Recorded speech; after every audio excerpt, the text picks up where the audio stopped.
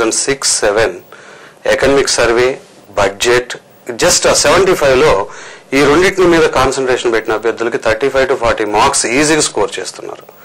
అందువల్ల మీరు కూడా ఇప్పుడు రెడీలీ మార్కెట్లో కూడా మంచి పుస్తకాలు వచ్చి ఉన్నాయండి బడ్జెట్ మీద, ఎకనామిక్ సర్వే మీద.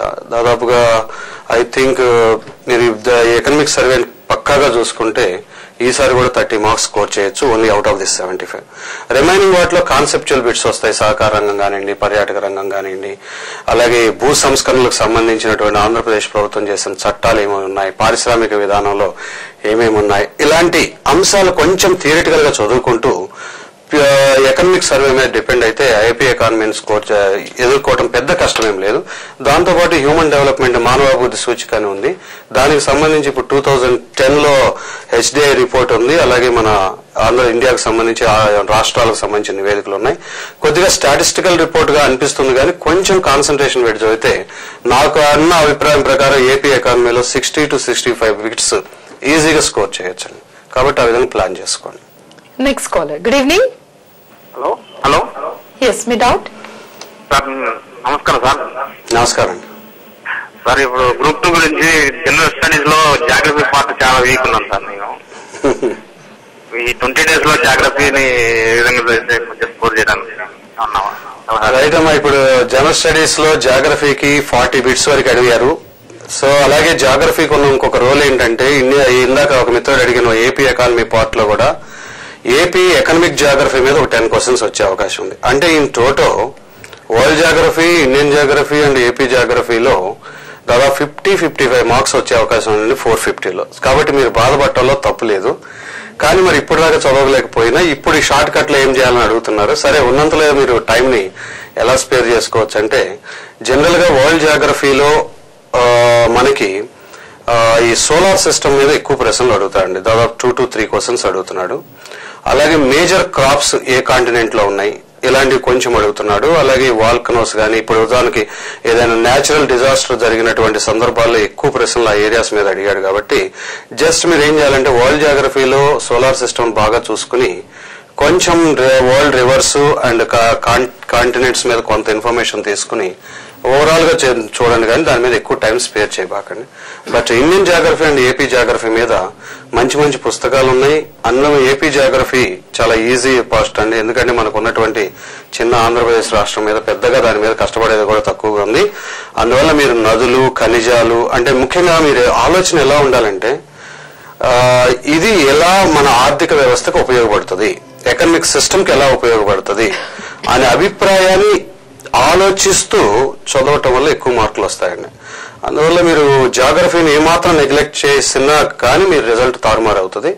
అందువల్ల మీరు కష్టపడక తప్పదని ముఖ్యంగా ఇండియన్ అండ్ ఏపీ జాగ్రఫీ మీద ఎక్కువ ఫోకస్ పెట్టండి. వరల్డ్ ఇప్పుడు పెట్టిన కొంత క్లిష్టత ఉంది కాబట్టి దాన్ని ఒక సోలార్ సిస్టమ్ కే పరిమితం కండి. Next. Hello hello, good evening. Hello, good evening sir. Good evening అని చెప్పండి సార్. నేను ఏపీ ఎకానమీ డేటా గురించి అడగాలనుకుంటున్నాను. చెప్పండి. ఎకానమీ సర్వే నాకు సరైన బుక్స్ దొరకట్లేదు సార్ ఇక్కడ మాకు. ఎక్కడున్నారు మీరు? నుంచి మాట్లాడుతున్నారు సార్? ఎక్కడమ్మా? కరీంనగర్. కరీంనగర్. ఓకే. హైదరాబాద్ లో అశోక్ నగర్ లో ప్రతి సెంటర్ లో కూడా ఎకనామిక్ సర్వేలు ఉన్నాయమ్మా. ఎవరినైనా పంపించండి, ఏముంది 1.5 hour జర్నీ కాబట్టి. ఆర్ఎల్స్ మీ కరీంనగర్ లో విశాలాంధ్ర పబ్లికేషన్ గానీ, ప్రజాశక్తి వాళ్ళకి గానీ బుక్ స్టాల్స్ కి వెళ్తే ఈ ఎకనామిక్ సర్వేలు దొరుకుతున్నాయి. కాబట్టి మీరు మీ కరీంనగర్ లో వేరు వేరు స్టోర్లకు వెళ్లకుండా just go to the Prajasakti or Visalandhra stores అండి. Okay sir. అంటే మీరు ఇందాక అన్నారు కొన్ని కరెంట్ అఫైర్స్ రిలేటెడ్ గా ఎకానమీ గానీ పాలిటీ గానీ చూసుకోవాల్సిన అవసరం ఉంటుందని. When they revise all these areas memory has a key role అనిపిస్తుంది. How to concentrate on it? ఒకటండి, మీరు అన్నట్లు డెఫినెట్ గా ఆబ్జెక్టివ్ ఎగ్జామ్ లో మెమరీ చాలా బిగ్ రోల్ ప్లే చేస్తుంది. కానీ ఒక విషయం ఏంటంటే ఇప్పుడు లాస్ట్ ఇయర్ బడ్జెట్ చదివాము, ఎకనామిక్ సర్వే చదివాము, వీ లెర్న్ సంథింగ్. జనరల్ గా ఇప్పుడు ఈ ఇయర్కి ఎట్లా ఉంది, ఎప్పుడైతే మనం దీన్ని సెపరేట్ గా చదువుతామో అది ఒక స్టాటిస్టికల్ డాటా గుర్తుపెట్టుకోవాలి, ఇది ఒక statistical data. For example last time AP economic సర్వేలో ఏపీ సుమారుగా 13,895 మెగావాట్ల విద్యుత్తును ఉత్పత్తి చేసింది అని ఉంది. జనరల్గా ఇప్పుడు విద్యుత్ ఉత్పత్తి పెరుగుతుంది కానీ తగ్గే అవకాశాలు చాలా తక్కువ, అంటే రేర్ కేసెస్ లో జరగవచ్చండి. సో ఇప్పుడు ఒక బిట్ డెఫినెట్ గా 13,890కి ఎక్కువే ఉంటది అని ఒక అండర్స్టాండింగ్, ఫస్ట్ ప్రైమరీ అండర్స్టాండింగ్. అంటే డేటాని ఎలా లింక్ చేసుకోవాలి, ఎలా గుర్తుపెట్టుకోవాలి. సో లేదు తగ్గింది, సపోజ్ మీరు దానికి నేనే ఎగ్జాంపుల్ చెప్తాను. ఇప్పుడు ఆంధ్రప్రదేశ్ లో food grains production I think 3 years back, నేను రఫ్ గా చెప్తున్నాను, 210 million tons వరకు ఉన్నట్లుంది. తీరా అది మళ్ళీ 2007 and 2008 అనుకుంటా రఫ్లీ 186 పడిపోయింది, మళ్ళా కొంచెం పెరిగింది, మళ్ళా అంటే ఇలా కాన్సెప్చువల్ గా ఇలా పెరుగుతుంది ఇలా తగ్గుతుంది. అంటే ఎగ్జామినర్ కూడా ఏమి పక్కనే ఇవ్వడండి ఏబిసిడీలు, డెఫినెట్ గా గ్యాప్ మెయింటైన్ చేస్తాడు.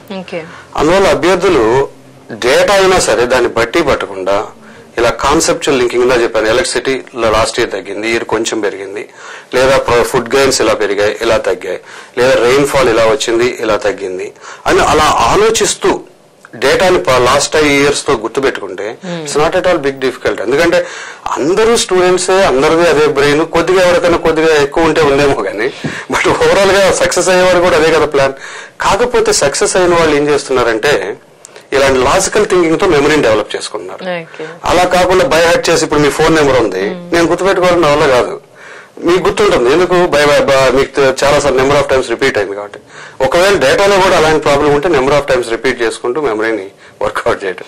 Logical memory is always better, some times ఇలా బట్టి మెమరీ కూడా. ఇప్పుడు మీరు అన్నట్టు ఒక ఏబిసిడి అని ఉంటే ఇందులో which one is close one అనేది ఒక ఐడెంటిఫై చేయగలిగే కెపాసిటీని బిల్డ్ చేసుకోవాలి. Hello, good evening. Good evening అండి. మీ డౌట్? ఇప్పుడు నేను బీఫార్మసీ చేశానండి. నెక్స్ట్ నోటిఫికేషన్ కు కోచింగ్ తీసుకున్నాను. ఓకే. గ్రూప్ 1 కోచింగ్ తీసుకొని గ్రూప్ 2 పోటీ బెటరా, లేదా గ్రూప్ 2 కోచింగ్ తీసుకొని గ్రూప్ 1 గెయిన్ కావచ్చా? ఒకటండి, గ్రూప్ 1 అండ్ గ్రూప్ 2 సిలబస్ లో దాదాపుగా 50% కామన్ గా ఉంది, ఫస్ట్ పాయింట్. సో కొన్ని ఏరియాస్ లో గ్రూప్ 1 లో చాలా ఎక్కువ ఉంది, దానికి ఎస్ఎస్ లాంటివి అక్కడ టచ్ కావు, డేటా లాంటివి పెద్దగా టచ్ కావు. అయితే ఏపీ హిస్టరీ, పాలిటీ లాంటివి అక్కడ ఇక్కడ ఒకే రకంగా ఉంటాయి. కాకపోతే గ్రూప్ 1 రాసేటప్పుడు డిస్క్రిప్టివ్ స్టైల్లో రాయాలి, అదే మీరు గ్రూప్ 2 ప్రిపేర్ అయ్యేటప్పుడు దాన్నే ఆబ్జెక్టివ్ గా ప్రిపేర్ అవ్వాలి. These are the 2 points. అందువల్ల ఏమిటంటే ఫస్ట్ 2 ఎగ్జామ్స్ కి ప్రిపేర్ అవ్వటం అనేది ఒక మంచి స్ట్రాటజీ, రైట్. మన అత్తగారింటికి వెళ్ళినప్పుడు ఒక రకం, పుట్టింట్లో ఉన్నప్పుడు ఒక రకంగానే ఉండాల్సి వస్తుంది, ఒకే రకంగా ఉండటం అనేది సాధ్యం కాదు. ఇన్ ద సేమ్ మేనర్ మరి గ్రూప్ 1 రాసేటప్పుడు డిస్క్రిప్టివ్ ఓరియంటేషన్ ఎక్కువగా ఉండాలి. దానికి తగ్గట్టుగా ఇప్పుడు గ్రూప్ 1 లో కూడా అండి 1 mark 2 marks క్వశ్చన్స్ ఉన్నాయి కాబట్టి అక్కడ కూడా మళ్ళీ ఆబ్జెక్టివ్ ఓరియంటేషన్ డిఫరెంట్ వేలో ప్రజెంట్ చేయాల్సి వస్తుంది. అందువల్ల మీరు నేను గ్రూప్ 1 గ్రూప్ 2 అని అనుకోకుండా రెండిట్లోనూ కామన్ లెసన్స్, కామన్ సిలబస్ ఏదైతే ఉందో దానికి ఎక్కువ ప్రయారిటీ ఉంది ఫస్ట్ ఇచ్చి దాన్ని చదువుతూ ఎగ్జామినేషన్ డేట్స్ ని బట్టి మీరు ప్లాన్ చేసుకున్నట్లయితే group 1 and group 2 at a time 2 రాయొచ్చు. లాస్ట్ టైము కొల్లి సురేష్ ఇలాంటి చాలా మంది అభ్యర్థులు అటు గ్రూప్ 2 అండ్ గ్రూప్ 1 లో రెండిట్లోనూ టాప్ ర్యాంక్ సాధించారు. అందువల్ల ఒకటండి, ఇక్కడ ఉద్యోగాల సంఖ్య తక్కువగా ఉంది కాబట్టి నేను ఏదో ఒక దానికే ప్రిపేర్ అవుతాను అంటే రెండో ఛాయిస్ ని మనం లూజ్ అవుతున్నాం. అలా కాకుండా రెండింటిని కొంచెం ఇంకా ఎక్కువ 2 hours కష్టపడండి, 10 hours పడదాము, ఇప్పుడు 12 hours చేద్దాం, నథింగ్ డిఫరెన్స్. సో అట్లా ప్లాన్ చేసుకుంటే రెండింటిని ప్రిపేర్ అవటమే మంచిదండి. Okay, so we'll take a small break. Yeah. Guide lo kasepu viramam.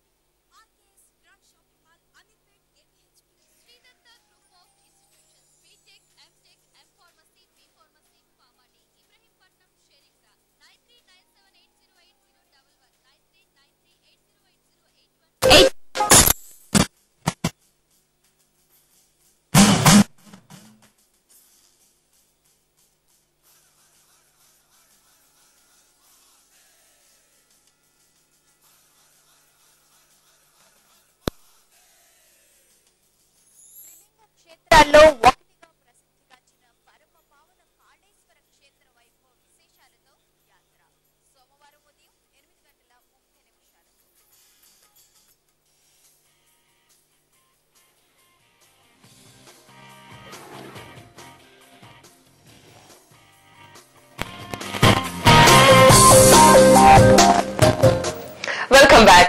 Small break in guide live show. మనతో కొడాలి భవానీ శంకర్ గారు ఉన్నారు. సుదీర్ఘమైన అపారమైన అనుభవం పోటీ పరీక్షల రంగంలో.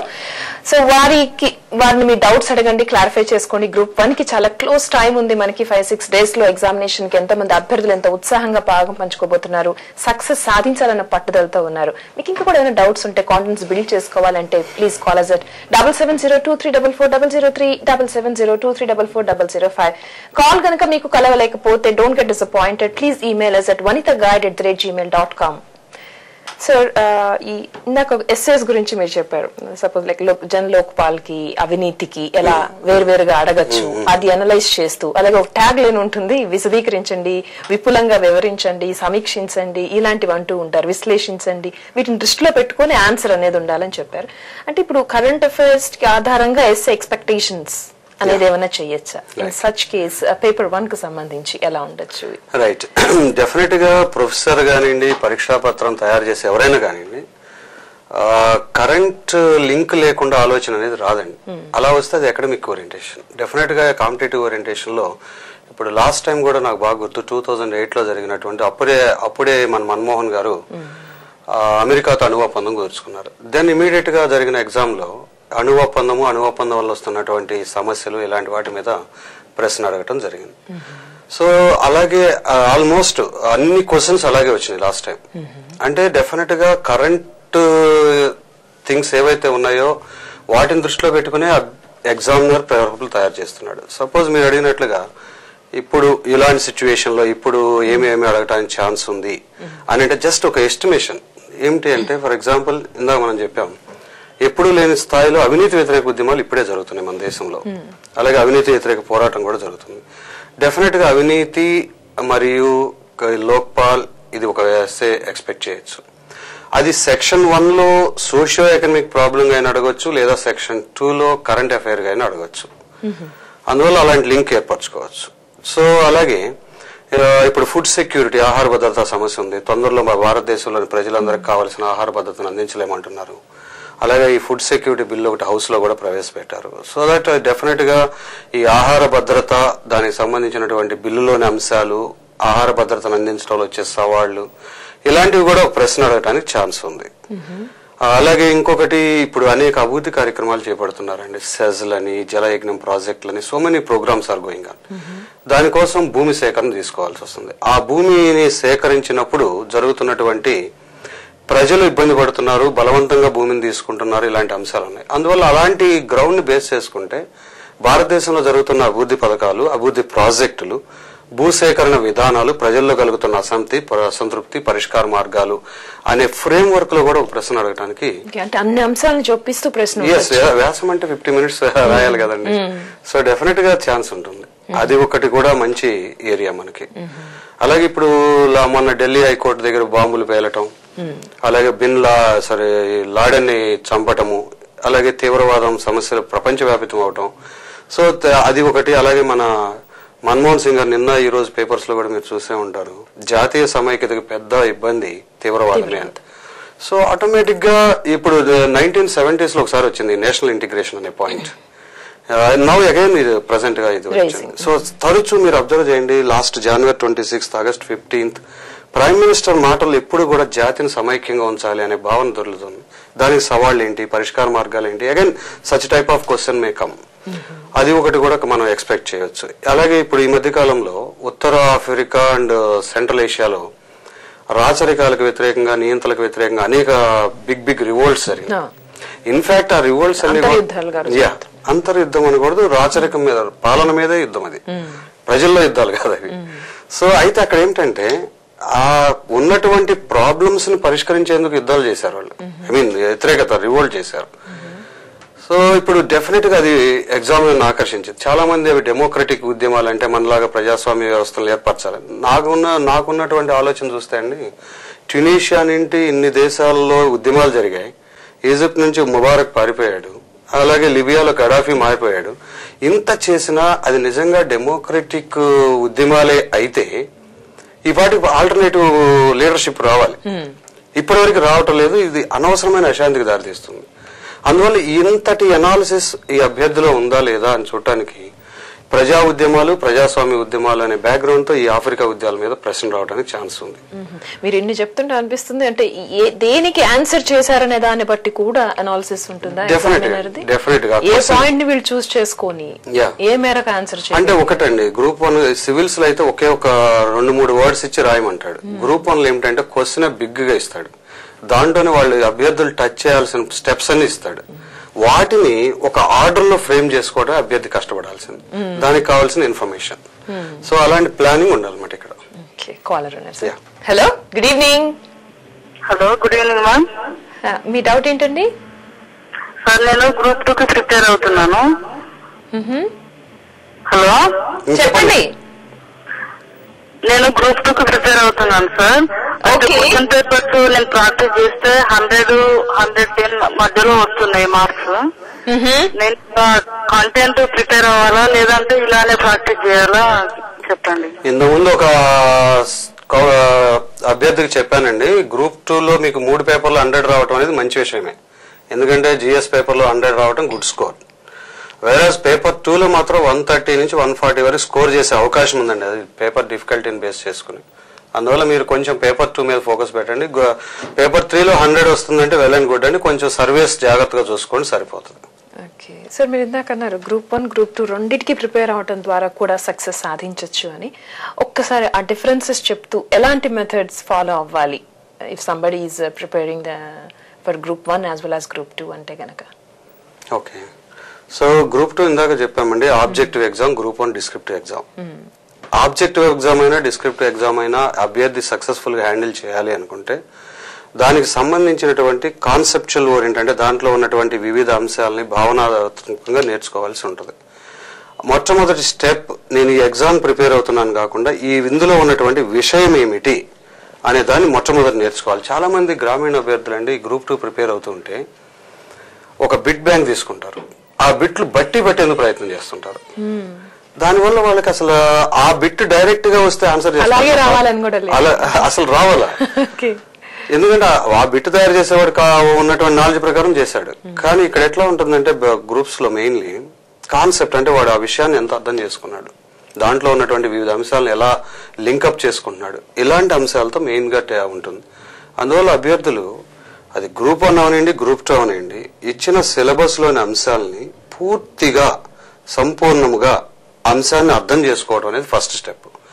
ఆ తర్వాత మీరు గ్రూప్ 2కి ప్రయారిటీ ఇచ్చినట్లయితే దీంట్లో ఆబ్జెక్టివ్ బిట్లు ఎలా వస్తాయనేది చూడాలి. గ్రూప్ 1కి ప్రయారిటీ ఇచ్చినట్లయితే దీంట్లో ఒక 1 మార్క్ క్వశ్చన్ ఎట్లా రావచ్చు, 5 మార్క్ క్వశ్చన్ ఎట్లా రావచ్చు, 10 మార్క్ క్వశ్చన్ ఎట్లా రావచ్చు అని చెప్పి అలాంటి అనాలిసిస్ ని డెవలప్ చేసుకోవాలి. ఆటోమేటిక్ ఇలా 2 వేస్, ఆబ్జెక్టివ్ అండ్ డిస్క్రిప్టివ్ వేస్ అదే విషయం మీద వీళ్ళు నేర్చుకుంటే 2 ఎగ్జామ్స్ ఈజీగా హ్యాండిల్ చేయొచ్చు. దానికోసం వీళ్ళు ఏం చేయాలంటే అంటే నెక్స్ట్ ప్రిపరేషన్ వాళ్ళు సొంత నోట్స్లు తయారు చేసుకోవాలి. ఎప్పుడైనా సరే ఉన్న విషయాన్ని అందులో చదివిన దానికన్నా అభ్యర్థి తాను రాస్తూ ఉన్నప్పుడు దాని మీద వచ్చే అనేక సందేహాలను నేర్చుకుంటాడు. అలాగే దాంట్లో మెమరీ పెరుగుతూ ఉంటది. అలాగే దానికి ఇంకా అదనపు విషయాలను ఎలా జోడించుకోవచ్చో తెలుస్తుంది. అలా కాకుండా మనం ఓన్లీ 1 బుక్ తీసుకుని దీన్నే 100 సార్లు చదివినా రిజల్ట్ రాదండి. So you have to prepare their own notes. Caller, hello, good evening. Hello, చెప్పండి. మీరు టీవీ దగ్గర ఉన్నట్టున్నారు, వాల్యూమ్ బాగా ఎక్కువగా ఉంది, తగ్గించి మీ సందేహం ఏంటో అడగండి. హలో హలో హలో మీతో మాట్లాడుతున్నాను సార్, చెప్పండి. Madam good evening. Madam good evening sir. Good evening అండి.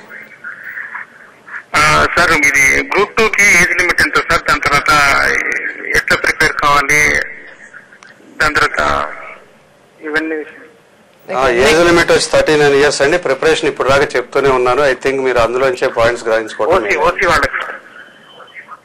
Hello, OC, okay, 39 years.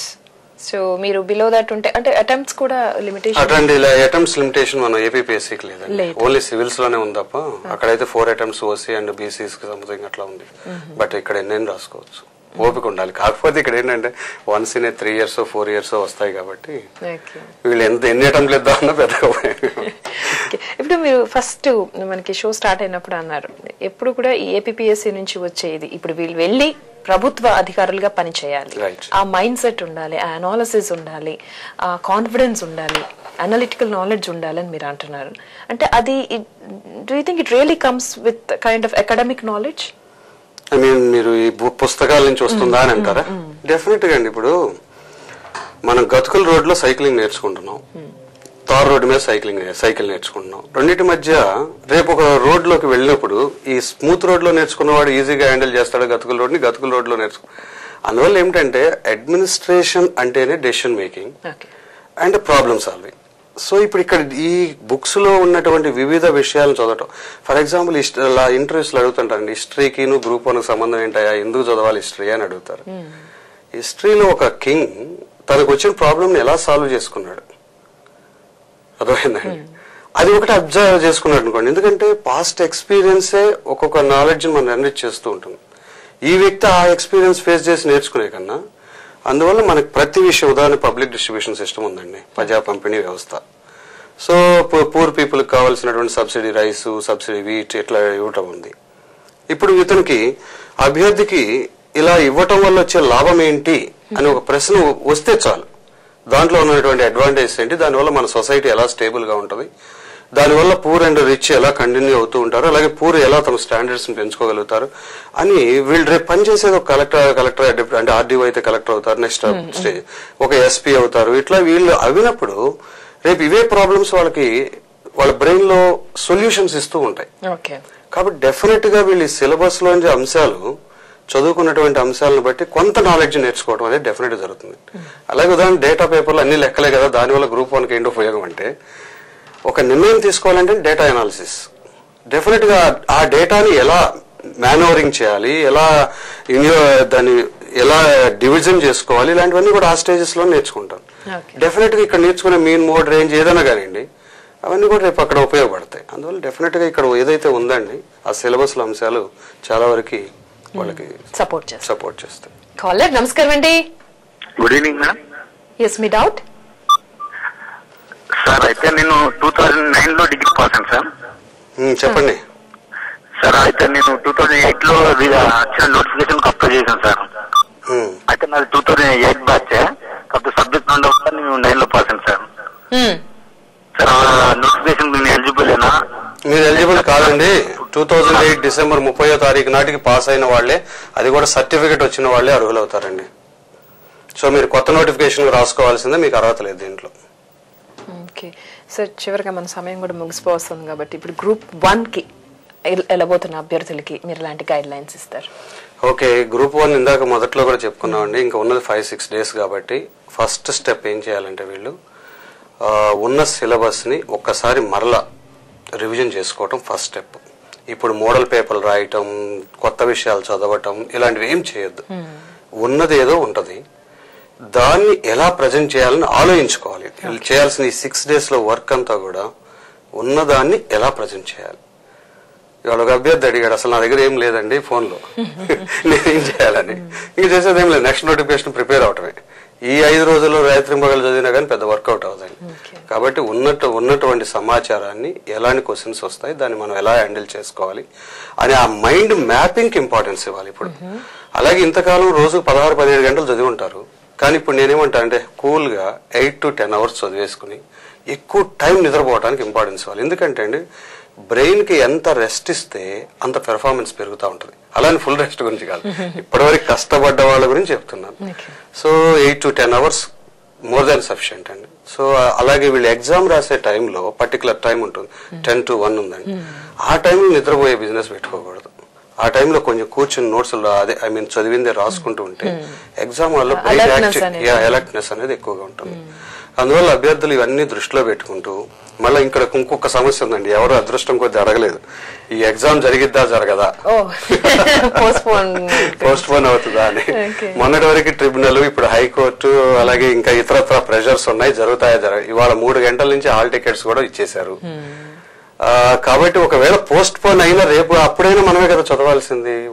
అందుకని ఈ 6 days డిస్టర్బెన్సెస్ లేకుండా ఖచ్చితంగా ప్లాన్ చేసుకుని చక్కగా ఎగ్జామ్ హాల్కి వెళ్ళి, ఒకవేళ అక్కడ మీరు చదవని ప్రశ్నలు ఉన్నా డిప్రెస్ అవ్వకుండా వీళ్ళు ఉన్నంత వరకు ప్రశ్నలు నీట్ గా రాసి, ఏ ప్రశ్నకైనా ఎంతో కొంత సమాచారం రాయొచ్చు. వీళ్ళు ఎగ్జాక్ట్ గా రాయలేకపోవచ్చు, కానీ కొంతైనా అప్రాప్రియేట్ గా రాయొచ్చు. ఎంతో కొంత సమాచారం రాసి ఒక్క క్వశ్చన్ కూడా వదలకుండా అటెంప్ట్ అయితే చేయాలి. ఇట్స్ అ గుడ్ ప్లానింగ్ అన్నమాట. ఇలా చేసి వీళ్ళు కనుక బయటపడగలిగితే చాలా మంచి మార్క్స్ వచ్చే అవకాశం ఉంది. అందువల్ల ఇప్పుడు వీళ్ళు ఉండాల్సిందల్లా ఇది కూల్ స్టేజ్, ఇంకేం లేదు, అయిపోయింది అంతా. ఇంకా 6 days ఉండండి, 7 days ఉండండి. ఒకవేళ ఇంగ్లీష్ లాంటివి చదువుకోపోవటం. That's all itself. Thank you so much Bhavani Shankar గారు.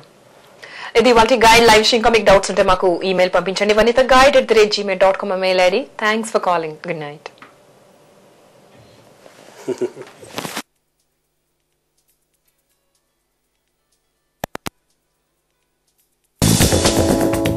Anchors dress courtesy by Daksha Ancu Fashion Studio, flat number 302, 3rd floor, Krishna Complex, Tilak Road.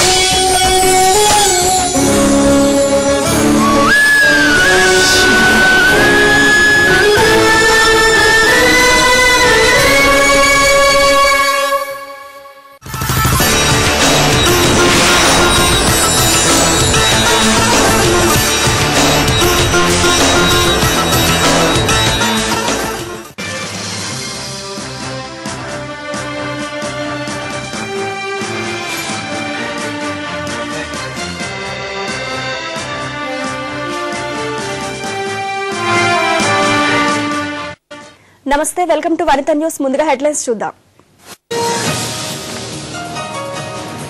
Singareni కార్మికులపై వేధింపులు మానుకోండి, రేపు హెచ్ఆర్సీలో ఫిర్యాదు చేస్తామన్న కేసీఆర్. అన్ని యూనియన్లను కలుపుకుని బరిలోకి దిగుతాం, ఆటో సమ్మెని 24కు వాయిదా వేసిన జేఏసీ. కాకినాడలో ప్రమాదం అంచనా మరో అపార్ట్మెంట్, భయంతో వణికిపోతున్న జనాలు.